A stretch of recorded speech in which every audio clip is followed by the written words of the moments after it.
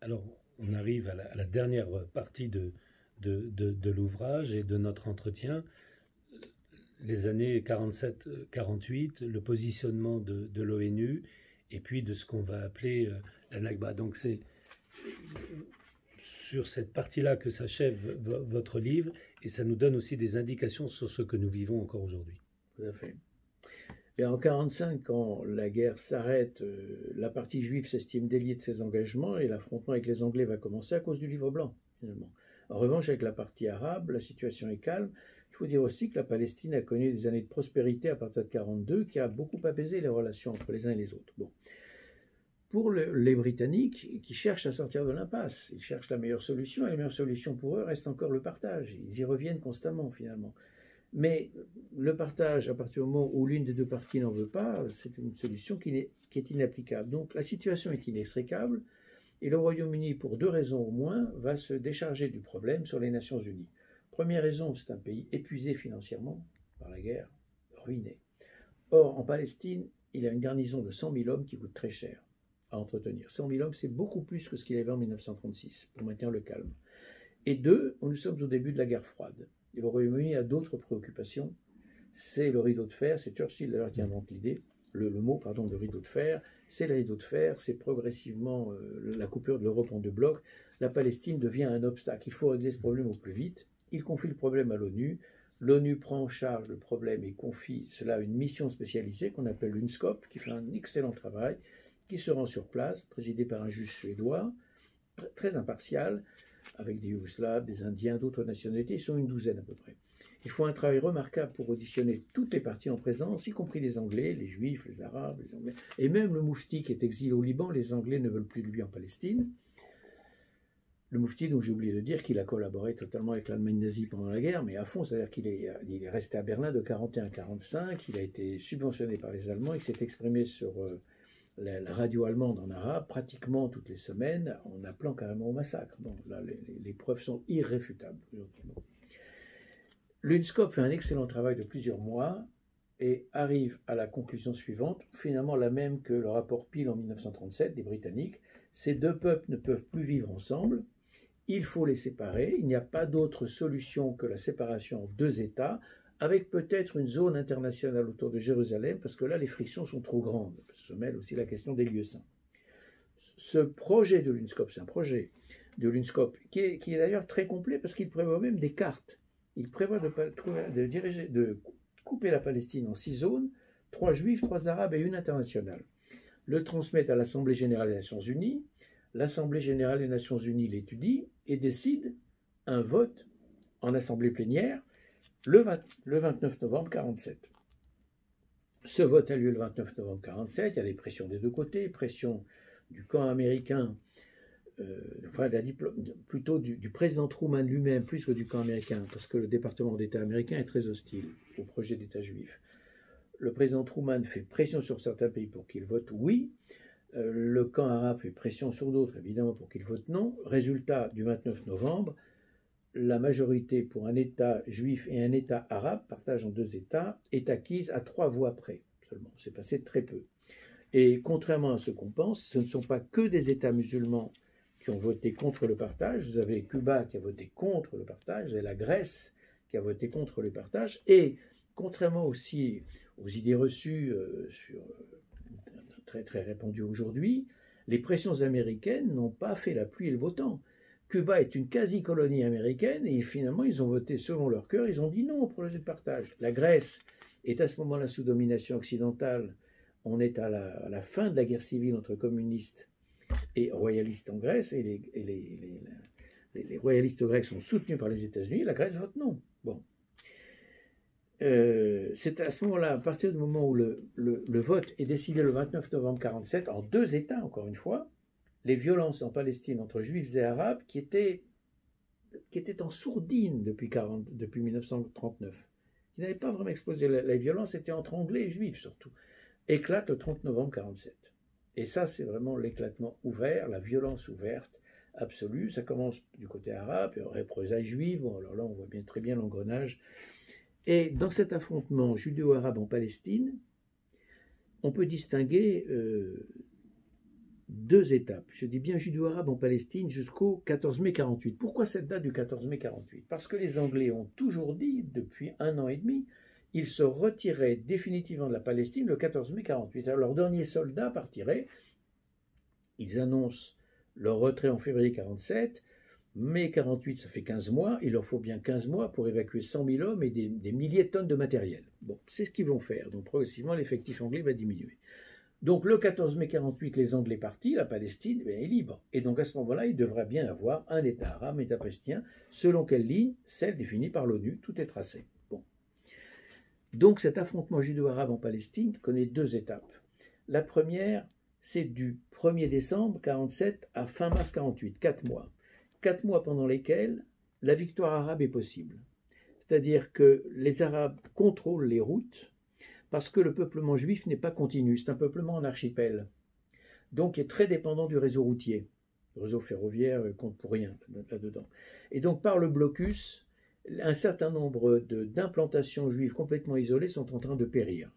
Et les camions de ravitaillement, les convois de ravitaillement qui sont envoyés tombent dans des embuscades, le Yishuv est asphyxié, les pertes sont très lourdes, plus d'un millier de jeunes combattants sont tués, et surtout, dans les embuscades dans lesquelles tombent les convois, qui menacent le Yishuv d'une défaite irrémédiable, tous les membres du convoi, y compris des enfants, sont assassinés. Tous. Il n'y a jamais de prisonniers. Jamais. Et les cadavres sont mutilés. Et ça traumatise énormément le Yishuv, qui se dit, mais comment peut-on envisager une solution pacifique? Comment peut-on vivre encore avec eux? Comme en 1929. L'extrême cruauté et le fait qu'il n'y ait pas de prisonniers a énormément joué dans ce qui s'appellera plus tard la Nakba. Le 30 mars 48, on peut dire que les Juifs sont au bord de la défaite. Et ça, on l'a complètement oublié parce qu'on a les yeux obnubilés sur la victoire. Bon, on oublie ce qui précède. C'est à ce moment-là que le commandement juif, c'est-à-dire l'agent juive, dirigé par Ben Gurion, et la Haganah, qui est la force principale juive, avec 2 groupes extrémistes très marqués à droite, qui est l'Irgun et le Lehi, mais marginaux sur le plan militaire, mais très violents, hyper violents. La Haganah, elle, constitue 90% des forces juives, environ 30 à 40 000 hommes, très mal armés, souvent il n'y a même pas de mitraillette pour chaque combattant. Bon. En avril 48, la Haganah change totalement de stratégie. Elle rompt avec la stratégie défensive qui a été la sienne depuis sa fondation en 1920. On n'attaque pas les villages arabes qui nous ont attaqués, on se contente de défendre notre périmètre. Cette fois, ils comprennent qu'à maintenir une stratégie défensive, ils vont vers la fin du Yishuv. Il faut donc passer à l'offensive, et c'est l'occasion du plan, c'est l'objet du plan Dalet. Le plan Dalet, c'est un plan qui n'a rien d'un plan secret. Aujourd'hui, quand vous écoutez la propagande anti-israélienne, le plan Dalet, c'est un plan maléfique, un plan secret, rien d'un plan secret. Il distribue à toutes les unités, il est consultable n'importe où dans les archives, il est reproduit dans un certain nombre de livres. Comme plan secret, on fait mieux. Bon. Ce plan Dalet, qu'est-ce qu'il dit? Il dit qu'il faut passer à l'offensive, et dans les villages arabes qui coupent les convois, un village en hauteur, qui coupent les routes, ou qui nous sont totalement hostiles, il faut expulser la population. Ce n'est donc pas un plan d'expulsion de toute la population palestinienne, ce n'est pas un plan d'épuration ethnique, comme le dit aujourd'hui la légende noire du sionisme, c'est un plan d'exclusion des populations qui mettent en danger le Yishuv. Soit parce qu'elles bloquent les routes, entre autres vers Jérusalem. Jérusalem, c'est un relief de collines qui monte, et les villages arabes sont situés sur les hauteurs. Et Jérusalem, c'est 1 habitant sur 6 du Yishuv juif, c'est 100 000 habitants. Et Jérusalem est asphyxiée. Il faut donc casser le blocus de Jérusalem. Mais il n'y a pas que Jérusalem. Il y a d'autres localités isolées, comme ce qu'on appelle le Gush Etzion au sud de Jérusalem, 4 kibbutzim, le kibbutz Yechiam en haut de Galilée, qui est complètement isolé, qu'on n'arrive pas à débloquer. Toutes ces communautés sont menacées d'asphyxie. Bon. Donc ces villages-là, qui sont totalement hostiles, il faut en expulser la population. Des expulsions ciblées. Mais ce n'est pas le seul changement. Le deuxième changement, c'est l'offensive. Mais l'offensive avec quoi? Avec quels moyens? Et c'est là que joue le rapport de force. L'agence juive a pratiqué en Europe une politique d'achat d'armes tous azimuts. Oui, mais l'achat d'armes avec quel argent? Et qui va acheter des armes alors que l'embargo a été décidé par les États-Unis, ce qu'on oublie? Les États-Unis, en réalité, la diplomatie américaine est hostile à la création d'un État juif. Seul Truman y est favorable. Et il est d'autant plus favorable qu'il est soumis à réélection en 1948 et qu'il a besoin des voix juives qui sont des voix démocrates, et il est démocrate. Alors que le département d'État, Marshall et le Pentagone sont très hostiles à un projet d'État juif. C'est Moscou qui est favorable à un projet d'État juif. Le Royaume-Uni, lui, s'est abstenu le 29 novembre 1947. Acheter des armes, oui, mais avec quel argent? C'est ici que joue l'aide, non pas des États-Unis, mais de la diaspora juive américaine. Golda Meir, qui s'appelle encore Golda Meirson, est envoyée à 2 reprises aux États-Unis en janvier et en mars 1948, récolter de l'argent. Elle espère récolter, Ben Gurion lui a demandé, comme fixé comme objectif, 5 à 10 millions de dollars. Elle en récolte 50 millions. Elle rentre en Palestine. Il la renvoie en mars. Elle récolte 50 nouveaux millions. Avec ces 100 millions de dollars, tous n'ont pas servi à l'achat d'armes, ils achètent des armes tchèques. Seul fournisseur possible. Les autres font l'embargo. Pourquoi des armes tchèques? Parce que la Tchécoslovaquie est déjà passée dans le camp soviétique et que Moscou donne son feu vert. Les armes tchèques, ces armes Skoda, c'était une grande fabrique d'armes déjà avant la guerre, vont faire la différence.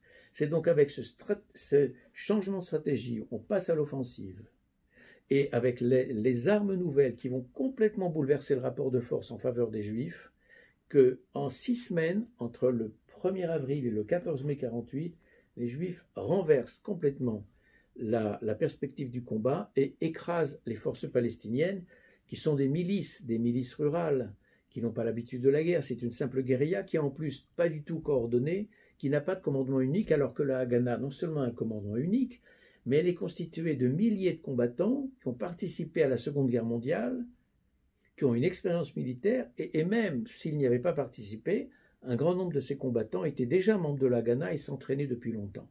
Donc il y a des armes, très nettement en faveur des Juifs, un entraînement militaire, un commandement unique, en fait une société moderne, face à une société clanique, archaïque, très rurale, composée de milices villageoises qui n'ont pas l'habitude du combat moderne, qui font le coup de main et qui se dispersent ensuite pour reprendre leur vie quotidienne. Donc, il est évident à ce moment-là que, cassant le blocus des routes, passant l'offensive avec ce privilège des armes supplémentaires, les Juifs l'emportent.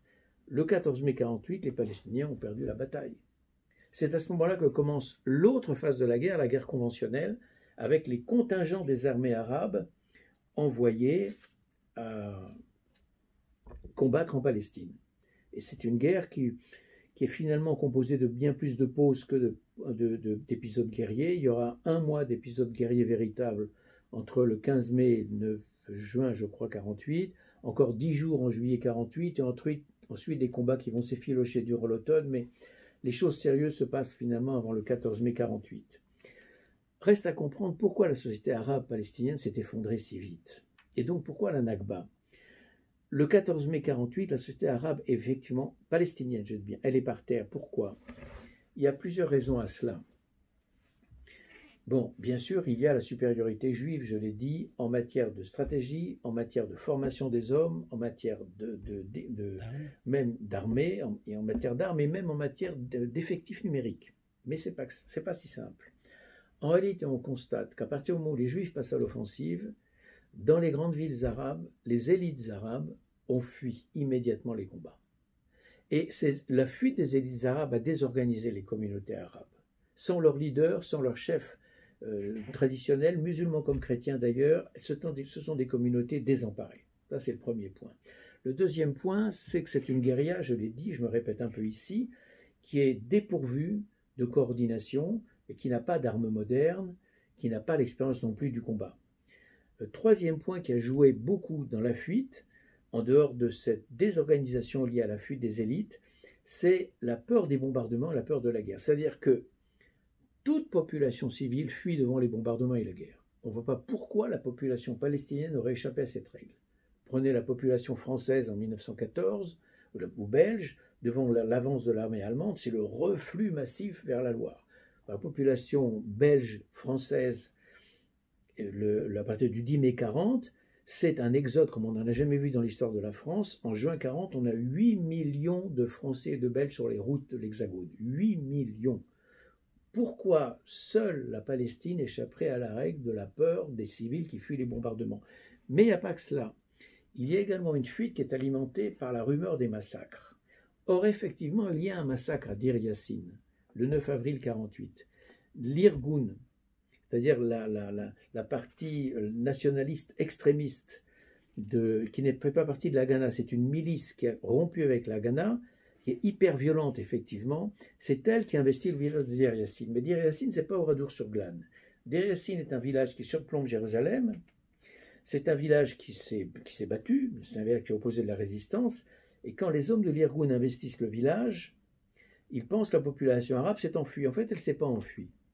Elle est là maintenue, les combattants mélangés aux civils, et les combattants vont souvent se déguiser en civils, en particulier utiliser des vêtements de femmes pour pouvoir s'enfuir plus rapidement. Les combats vont durer 12 heures. Alors ça, c'est pas un Oradour. Hein. Il n'y a pas eu de combat au Oradour. Ils vont durer 12 heures, les pertes sont très lourdes côté juif au tout début. Ensuite, c'est une véritable guérilla, maison par maison, maison par maison. Le crime de guerre, en quoi consiste-t-il? Il y a 107 morts arabes. Je ne sais pas combien il y a de morts juifs, il y en a une quarantaine, je crois.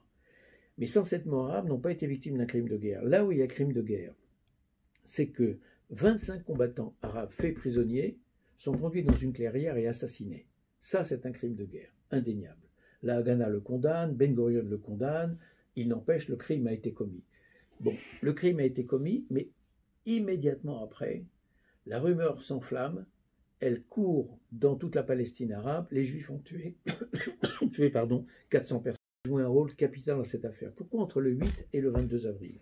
Le 8 avril, le chef militaire le plus respecté de la communauté arabe de Palestine, Abdelkader al-Hosseini, est tué dans les combats de Jérusalem, autour de Jérusalem, le village de Castel. Le 9 avril, Deir Yassin. Dans les jours qui suivent, c'est-à-dire aux environs du 12, 13, 14, 16 avril, la ville de Tibériat tombe. La ville de Sfat tombe à son tour. Et le 22 avril, les élites arabes de Haïfa, qui est la deuxième grande ville arabe du pays, s'enfuient. Non, parle pas le 22 avril, pardon, le 20 avril. Et le 22 avril, la communauté arabe de Haïfa décide, après consultation avec le Haut Comité arabe à Damas, d'évacuer complètement la ville. Alors que le général anglais qui est présent sur place, le chef de la Haganah qui est présent sur place, bien sûr, et le maire de la ville qui s'appelle Shabtai Levi, qui est respecté par toutes les communautés, là il y a unanimité sur les témoignages, leur disent « Nous avons signé un accord, vous pouvez rester ». Il n'empêche, les leaders chrétiens prennent leurs informations à Damas, reviennent après 3 heures de suspension d'audience et leur disent « Nous devons partir ». De quoi ont-ils peur? Ils ont peur d'être accusés de trahison demain s'ils restaient. Le résultat, c'est que des 60 ou 65 000 Arabes de Haïfa, il en reste 5 000 le 22 avril 1948. Donc, quand on voit cette succession d'événements en 14 jours seulement, on comprend l'effondrement du moral de la population palestinienne. L'origine de la Nakba, elle est là. J'ajoute autre chose. Quelque chose qui est difficile à entendre aujourd'hui parce que, au lieu de faire de l'histoire, on fait dans le moralisme. C'est pas la morale. Hein. C'est-à-dire qu'on a du mal à considérer des intentions violentes, maléfiques dans telle ou telle partie des protagonistes. Si la population arabe fuit aussi, c'est pour une raison qui est politiquement peu correcte à dire et qui est pourtant une réalité. C'est qu'elle projette sur la partie juive ses intentions massacreuses si elle-même avait été en position de l'emporter. Alors sur quoi s'appuie-t-on pour le dire? D'abord sur tout ce qui s'est passé, tout simplement. C'est-à-dire que tous les convois ont été exterminés, y compris les enfants, parce qu'il y avait des enfants dans les convois, des populations civiles. Tous, il n'y a pas de blessés, on ne recueille pas de blessés, on ne recueille pas de prisonniers. Parce que le 13 avril 1948, 4 jours après Deir Yassin, un convoi de la Croix-Rouge juive, Magen David Adom, qu'on l'appelle, quitte Jérusalem pour monter vers l'hôpital Hadassah. Il est arrêté à Sherjara, à la sortie de Jérusalem. Pendant 5 heures, il subit l'assaut des troupes palestiniennes, alors que la brigade anglaise est juste à côté, mais n'intervient pas. Et au bout des 5 heures d'affrontement, 77 personnes dans les convois, dont une grande majorité de blessés, de malades, bien sûr, de médecins, d'infirmières. Il y a quelques gardes qui sont là pour protéger le convoi, ne peuvent rien, et 77 personnes sont brûlées vives dans le convoi. Et à ce moment-là seulement, les Anglais interviennent pour sauver les derniers. Voilà. C'est-à-dire que là, si les Anglais n'étaient pas intervenus, c'était le massacre absolu. Le 14 mai, l'un des 4 kibbutzim du Gush Etzion, au sud de Jérusalem, Kfar Etzion, se rend. Et quand ils se rendent, il y a 200 prisonniers juifs qui sont rassemblés sur une grande place. Les Arabes font venir un photographe qui les prend en photo, je ne sais pas très bien pourquoi. Le photographe se retire, les 200 en question sont fusillés à la mitrailleuse, tous. aucun prisonnier. Donc tout cela, la partie juive le sait, bien sûr. Bon. Et tout cela implique aussi que ce qui s'est passé avec la Nakba, c'est tout simplement la projection arabe sur les Juifs en pensant que ce qu'ils ont fait aux Juifs, finalement, les Juifs le leur feront. Or, ce n'est pas ce qui va se passer. Ce n'est pas du tout ce qui va se passer. Et en dehors de Dir Yassin, il y a 23 autres massacres. Mais quand on regarde aujourd'hui ce qu'a fait l'historien Benny Morris, l'ensemble des massacres commis, des massacres de civils, commis, ou de militaires capturés, mais enfin c'est un crime de guerre, commis par les troupes juives, on arrive à un chiffre de 800 victimes. C'est pas 1000 victimes, c'est pas 2000, c'est pas 5000, c'est pas 10 000, c'est 800 victimes. Bon, 800 victimes, si en face le bilan n'est pas aussi lourd, c'est parce que les Arabes étaient en position de faiblesse. Mais à chaque fois qu'ils étaient en position de l'emporter, il y a ce précédent des massacres de 29, des massacres plus récents, des convois tombés en embuscade, de Kfar Etzion, du Magen David Adom, qui font qu'il n'y a aucun quartier à attendre. Et l'épisode le plus dramatique, l'un des plus terribles de la Nakba, c'est l'expulsion de la population juive de Ramleh et de Lod. Deux villes qui sont situées sur l'axe Tel Aviv-Jérusalem, l'axe crucial, deux villes qui sont situées à 15 km de Tel Aviv, principale conurbation juive, et qui sont situées à côté de l'aéroport, le seul aéroport de la région, Lod. Et là, quand les troupes de l'armée israélienne, parce qu'on est en juillet déjà 48, c'est déjà l'armée israélienne, entrent à Ramleh, elle enferme les notables arabes dans la mosquée, le temps de prendre des instructions auprès de Ben Gurion. Et que dit Ben Gurion? Il ne l'écrit pas par écrit, mais il en donne l'instruction, c'est expulser, quoi. Expulser pour des raisons stratégiques. On ne peut pas garder une population aussi hostile au cœur de l'État juif. Quand les chefs juifs, Yigal Allon et Yitzhak Rabin, son second, entrent dans la mosquée, les chefs arabes s'attendent à un ordre d'exécution capitale de la communauté arabe. Et quand ils leur annoncent « vous avez 3 heures pour partir, faites vos valises et partez », ils se précipitent vers eux, ils les embrassent les mains et ils les remercient. Ils s'attendaient à un massacre général, il n'y a pas de massacre général. Il y a une expulsion, oui, mais pas de massacre général. Le résultat, donc, on peut dire que la Nakba, c'est une expulsion partielle de combien de personnes? Tout le monde est d'accord aujourd'hui, c'est bien l'un des rares points d'accord pour dire qu'il y a 750 000 réfugiés palestiniens. La moitié peut-être ont été expulsés. Les autres ont fui les combats, tout simplement, comme ailleurs. Bon.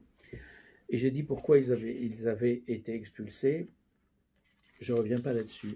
Ce qui est important quand même de dire, c'est que ces réfugiés palestiniens, une fois terminé le conflit avec les contingents arabes envoyés, ce conflit s'est terminé par des accords d'armistice à Rhodes, mais pas d'accord de paix. Bon. Quand le conflit se termine en 1949, 80% des Palestiniens résident dans la Palestine mandataire de 1922, c'est-à-dire entre la mer et le Jourdain. 2 tiers des réfugiés palestiniens, qu'ils soient expulsés ou pas expulsés, peu importe, habitent en Palestine mandataire. Le tiers restant habite au Liban, en Syrie, ce sont les 2 pays qui ont accueilli le plus. Bon. Et un peu en Transjordanie, l'autre côté du Jourdain. En Égypte, quasiment personne, 1000, 2000 personnes peut-être. Bon. Ce qui est important surtout, c'est que ces 75%, 70% de réfugiés palestiniens qui sont en Palestine en 1949, pourquoi ne sont-ils pas relogés? Pourquoi sont-ils parqués dans des camps jusqu'à aujourd'hui?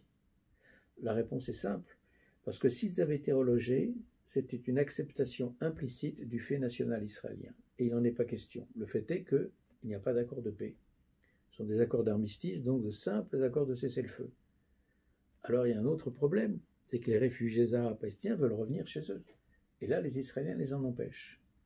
Ils en empêchent en disant ceci: il y aura de retour négociable qu'à la condition de signer un traité de paix. Tant que le monde arabe est en guerre avec nous, nous ne pouvons pas accepter des gens qui sont demain des suppôts forcément de cet effort de guerre contre nous. Nous ne pouvons pas être suicidaires. Donc on attend l'accord de paix. L'accord de paix n'est pas venu. Donc on est resté sur ce statu quo, alors que l'ONU avait demandé, la résolution 194, le retour des réfugiés chez eux. Mais comment accepter un retour de tels réfugiés quand l'état de guerre persiste? L'État d'Israël accepte le retour de 100 000 d'entre eux, mais pour le reste, il faut un accord de paix. Il ne viendra pas, et ce sera la situation qui prévaudra jusqu'à la guerre des 6 jours en 1967. Mais au total, quand on veut avoir une vision longue du conflit, on constate qu'on a affaire profondément pour la nation juive qui se réinstalle sur cette terre, pas parce qu'elle y habitait jadis, c'est un argument puéril, mais parce que cette terre les habite en profondeur, parce que dans la liturgie juive, même les juifs les plus éloignés de la Torah et des commandements, Jérusalem est au centre, Sion est au centre tous les jours dans la liturgie juive, et même lors des mariages juifs, même le juif le plus éloigné de la tradition, quand il brise le verre, ils disent que le psaume 137, que ma langue se dessèche dans mon palais si je t'oublie, ô Jérusalem. Même lui prononce le nom de Jérusalem. Bon, il est évident que c'est parce que cette terre est au cœur de l'imaginaire national juif que le projet national juif ne pouvait s'implanter que là. Je rappelle qu'il y a eu bien d'autres projets nationaux qui ont tous avorté. Bon, et qu'au bout du compte, on a affaire à un véritable réveil nationalitaire qui est de type anticolonialiste parce qu'il s'oppose à la suggestion, à la domination de l'islam par la Dima, et que ce fait national juif, l'impossibilité pour la partie arabe d'en accepter l'existence explique la tragédie jusqu'aujourd'hui, jusqu'au 7 octobre inclus. Retirer ce verrou-là et que le monde arabe accepte enfin la légitimité de cette existence, pas seulement son existence, mais la légitimité de cette existence, et la guerre est terminée. Merci beaucoup. Merci infiniment, Georges, de cette présentation de votre livre très remarquable qu'on recommande chaleureusement à nos amis.